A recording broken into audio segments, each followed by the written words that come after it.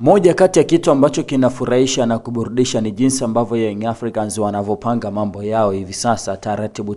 Ukiwasikiliza Young Africans unaelewa ni kwa kiasi gani wana sura ya kwenda katika hatua inayofuata na mipango mikakati ya kujitambulisha katika soka kimataifa zaidi.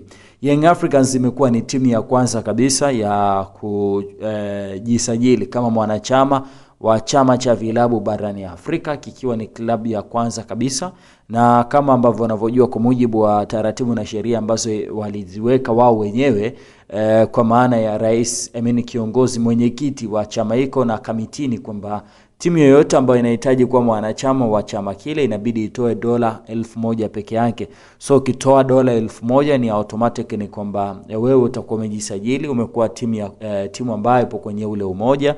Maana yake zile fursa zinazotokana na CAF na vitu kama hivyo, wewe utakuwa sehemu ya wale watu ambao wananufaika. So mara baada ya Young Africans kufanya hivi, na unawaelewa kwa nini Young Africans lazima wawe wa kwanza, kwa sababu mwenyekiti wao, rais wao ndio mwenyekiti wa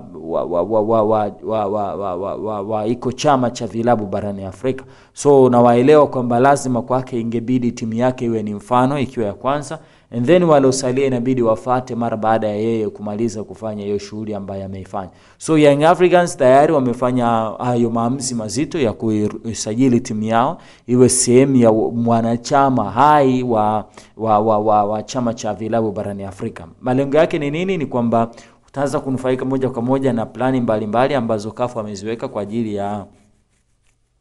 ya vilabu, lakini hata wewe mwenyewe unakuwa unajitambulisha kimataifa, mnakuwa chini ya mwamvuli moja. Maana yake likitokea la kutokea, kuna mtu ambaye ataenda kuwatetea kwa namna moja ama nyingine. So huu ndo mpango wa Young Africans, tuwapongeze sana. Tusubiri kuona vilabu vingine vinavyofuata, kina Simba, kina Azam na vilabu vinginevyo vingi. Asante, bye bye.